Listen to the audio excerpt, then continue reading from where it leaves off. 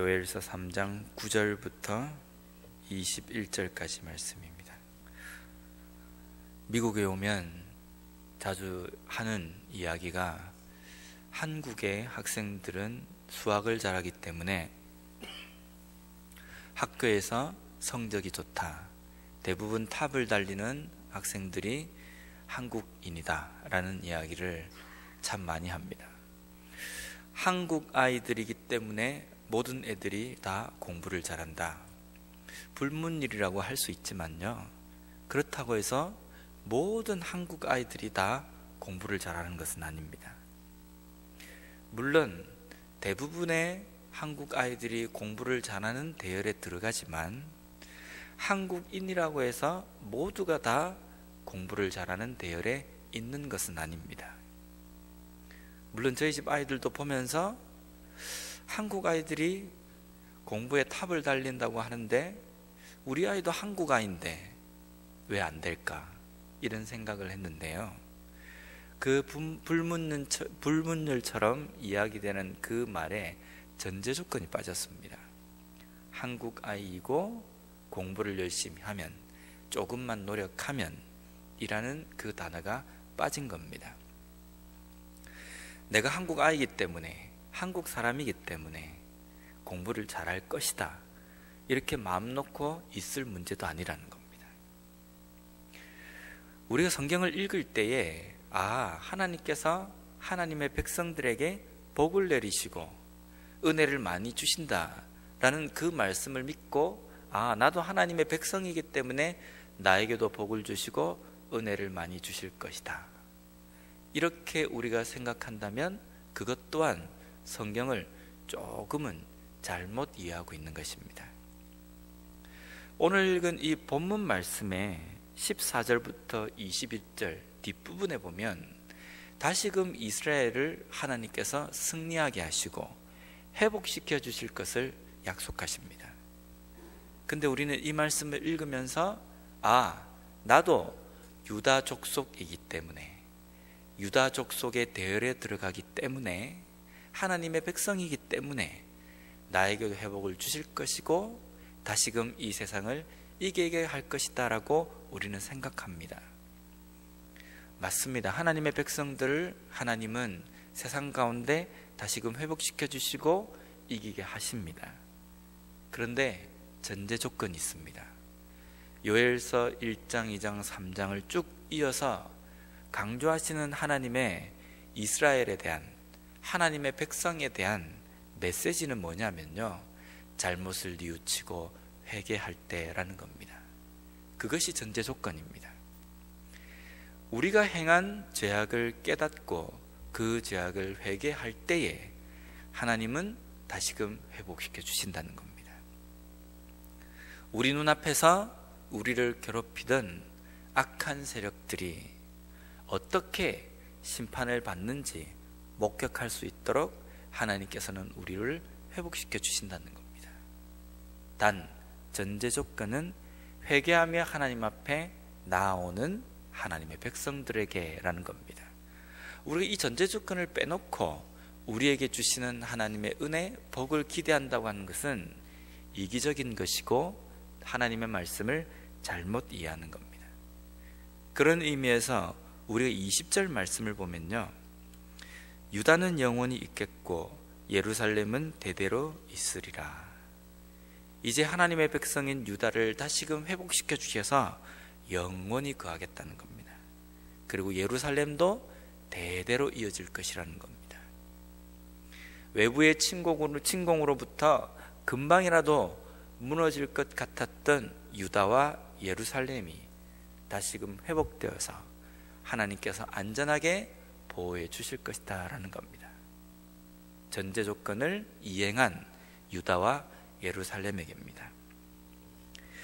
오늘 그리고 읽은 첫 번째 9장 9절부터 13절까지에 보면 하나님께서 이스라엘을, 유다를 괴롭혔던 이방 나라들을 심판하시고자 하는 계획에 대해서 기록하고 있습니다. 그 계획을 보면 하나님께서 하시는 심판의 장면이 조금은 이상한 장면이 나옵니다. 유다 족속들로부터 주변에 있는 모든 이방 나라들에게 외치라는 겁니다. 뭐라고 외치냐면요, 전쟁이다, 모여라는 겁니다. 전쟁이라는 것은요, 해볼 만한 상대들에게 내가 좀 힘이 강하고 상대방이 좀 약하면 야 덤벼 라고 이야기할 수 있습니다. 근데 나는 좀 약하고 상대방이 강하면 덤벼라고 선전포고를 할 수 없습니다. 조심조심 살금살금 다가가서 지도새도 모르게 해야 됩니다. 그래야 이길 승산이 있습니다. 그런데 대놓고 자 지금부터 한판 하자 라고 한다고 한다면요, 내가 강해야 그 싸움을 이길 수 있습니다. 그런데 하나님께서 유다 족속들에게 명령하신 것은 이방 모든 나라들을 불러 모으라는 겁니다.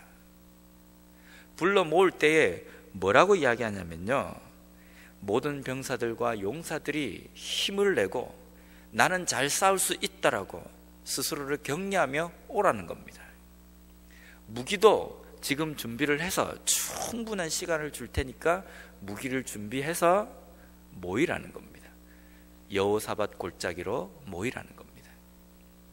여기서 여호사밧 골짜기는 기드론 골짜기라고 이야기도 하기도 하고, 성경에는 주로 심판의 골짜기라고 표현합니다. 무덤이 많이 있는 곳이었기 때문에 이곳은 주로 심판, 죽음을 상징하는 하나님의 심판에 대해서 말씀하실 때 그 상징으로 등장하는 골짜기입니다. 그곳으로 모이라는 겁니다. 무덤이 많은 곳이기 때문에 지형적으로 약간은 좀 아주 비옥한 땅이기도 했습니다. 그곳으로 모든 이방 나라들을 모으십니다. 한두 나라가 아닙니다. 이스라엘 백성들이 유다 족속이 이 싸움에서 이길 수 있겠습니까? 몰래 침략을 해서 한 나라 싸워도 이길까 말까 한데, 하나님께서는 유다 백성들에게 이방에 있는 모든 나라들에게 선전포고를 하고 힘을 내어서 모이게 하라는 겁니다.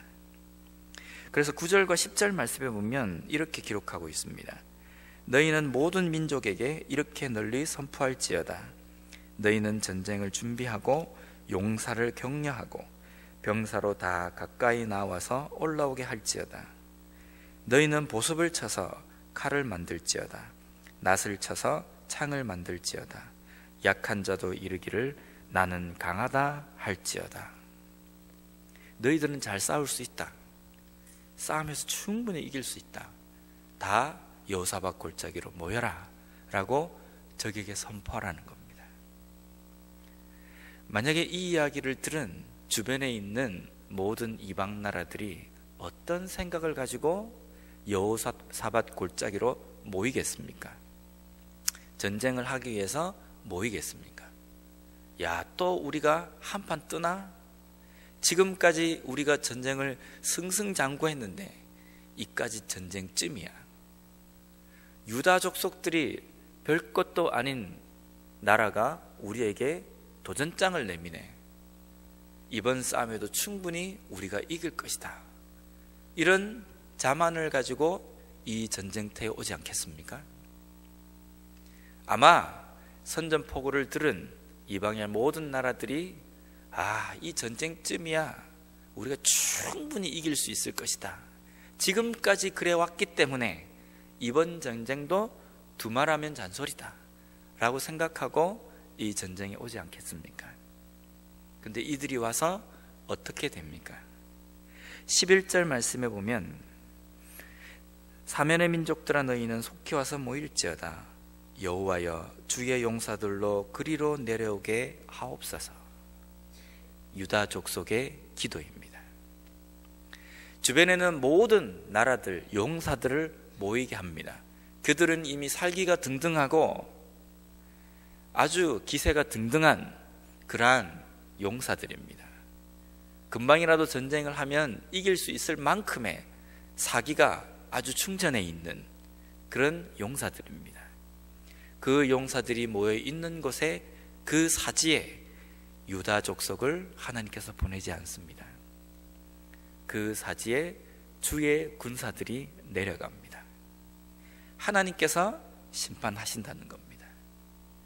심판의 몫은 우리에게 있는 것이 아니라 하나님께 있다는 겁니다. 이방 족속들을 다 모아놓고 심판하실 때에 하나님께서 직접 하십니다. 아무리 수많은 군사들이 모였다 할지라도, 무기로, 아주 좋은 무기로 무장한 군사들이 모여 있다 할지라도 주의 사자 하나님의 군사가 내려간다고 한다면 그 전쟁은 어떻게 되겠습니까? 몇만, 몇십만, 몇백만, 몇천만이 모여 있다 할지라도 하나님의 군사 앞에는 인간의 군사들이 해볼 수 없습니다. 바람 앞에 그런 등불처럼 촥촥 나가 떨어질 겁니다. 하나님께서 하시는 전쟁이기 때문에 유다 족속은 그들 눈앞에서 그 강대한 나라들이, 자신들을 괴롭히던 나라들이 어떻게 멸망을 당하는지, 어떻게 심판을 당하는지 목격할 수 있게 될 것이라는 겁니다. 오늘날 우리의 삶에서도 우리가 이 말씀을 보고 깨달아야 할 부분은, 그 멸망을 당하는 주의 사자들이 멸망시키는 그 전쟁을 구경하는 대열에 서기 위해서는 우리의 삶에 반드시 필요한 것은 거룩입니다. 하나님의 말씀을 비추어 보았을 때에 내 삶 속에 잘못된 것을 하나님 앞에 회개함으로 나오고 눈물을 흘리며 하나님 앞에 뉘우칠 때에 우리는 심판을 목격할 수 있는 대열에 설 수 있다는 겁니다. 만약에 그렇지 않다고 한다면 과거의 내 경험, 지금까지 내가 살아왔던 수많은 공적들, 이러한 것들이 나의 면류관이 되어서 교만이 하늘을 찌를 듯이 올라가 있는 상태에서 몰살을 당할지도 모르는 여호사밧 골짜기로 희희낙낙거리며 걸어가고 있는 군사 대열에 낄지도 모른다는 겁니다. 여호사밧 골짜기는 판결의 골짜기고 심판의 골짜기였습니다. 그곳으로 향하는 이방의 모든 군사들은요, 자신들이 이길 줄 알고 걸어가지만 거기에는 여호와의 군대가 기다리고 있기 때문에 그 싸움은 해볼 수 없는 싸움이라는 겁니다. 우리의 인생도 마찬가지입니다. 지금까지 몇십 평생을 살았건 우리의 삶의 한 순간도 하나님의 은혜가 없이는 살 수 없습니다. 그것을 믿으십니까? 우리는 1초도 하나님의 은혜가 없이는 숨을 쉴 수도 없고 살 수도 없는 존재들입니다. 그런데 우리는 가끔 내가 살아온 인생 가운데 수많은 경험들이 마치 나의 면류관이 되어버립니다. 그 많은 경험들로 하여금 내가 교만하게 되는 요소가 되어버린다는 겁니다. 그것이 하나님의 은혜가 아니라 내가 경험한 것이기 때문에 내 것이고 내가 잘해서 여기까지 온 것처럼 거들먹거리고 말할 때가 있다는 겁니다. 하나님 보시기에 얼마나 이것이 어리석은 모습이겠습니까? 아무리 내가 많이 경험했다 할지라도, 아무리 수많은 역경을 내가 헤쳐왔다 할지라도, 그러면 그럴수록 더 겸손해야 합니다. 더 겸손하여서 이것까지도 하나님의 은혜였다라고 자랑하지 못하는 요소가 되어야 된다는 겁니다. 만약에 그렇지 않다고 한다면 이 전쟁쯤이야 또 내가 이길 수 있다라고 교만하게 걸어오는, 여호사밧 골짜기로 걸어오는 군사들과 똑같다라는 겁니다. 하나님께서는 이스라엘 백성들을 다시금 회복시켜 주십니다. 회복시켜 주실 때에 오늘 읽은 본문 말씀에 18절 말씀에 보면요, 그날의 산들이 단 포도주를 떨어뜨릴 것이며 작은 산들이 젖을 흘릴 것이며 유다 모든 시내가 물을 흘릴 것이며 여호와의 성전에서 샘이 흘러나와서 시딤 골짜기에 되리라. 여기에 여호사밧 골짜기와 대조되는 골짜기가 나옵니다. 시딤 골짜기입니다. 시딤 골짜기는요, 아주 황폐하고 황무한 골짜기입니다. 물이 잘 없기 때문에 식물들이 잘 자라지 않는 골짜기입니다. 하나님께서 은혜를 베풀어 주시면 그 황폐한 시딤 골짜기에 물이 흐를 것이라는 겁니다. 하나님의 은혜가 성전에서 넘쳐서 시딤 골짜기까지 이를 것이라는 겁니다. 내가 이 싸움에서 해볼 수 있을까? 내가 이 일을 견뎌낼 수 있을까? 우리가 그렇게 걱정할 수 있습니다. 이 시딤 골짜기에는 아무것도 나지 않는데 내가 이것을 헤쳐나갈 수 있을까? 그런데 하나님께서 은혜를 부어주시면 메마른 그 골짜기도 물이 넘치는 골짜기가 된다는 겁니다. 아주 좋은 비옥한 여호사밧 골짜기도 하나님께서 심판하시면 시체 덩어리가 됩니다. 시체 천지가 된다는 겁니다. 하지만 하나님께서 함께 하시면 황무한 시딤 골짜기가 아주 비옥한 땅이 될 수 있다는 겁니다. 이것이 하나님께서 우리 인생 가운데 가르쳐 주시는 인생의 법칙입니다. 나에게 아무것도 없어도 됩니다. 경험한 것 하나도 없어도 되고 능력 별로 중요하지 않습니다. 내가 내 손에 지금 어떠한 것이 남아있는지 그것도 중요하지 않습니다. 내가 얼마나 건강한지 그것도 안 중요합니다. 중요한 것은 하나님이 나와 함께 하고 계시는가, 그 함께하는 하나님 앞에서 내가 회개하며 겸손한 마음으로 하나님을 붙들고 있는가, 그것이 중요합니다. 그렇게 될 때에 시딤 골짜기가 비옥한 땅이 될 것입니다. 오늘 하루도 우리가 우리에게 허락하신 이 하루의 삶을 걸어갑니다. 어디를 향해서 걸어가십니까? 그것쯤이야 라고 생각하고 여호사밧 골짜기로 향하십니까? 아니면 하나님의 은혜가 아니고는 여기서 한순간도 살 수 없습니다라고 겸손한 마음으로 시딤 골짜기로 향하십니까? 우리 모두는 시딤 골짜기로 향하는 삶이 되었으면 좋겠습니다.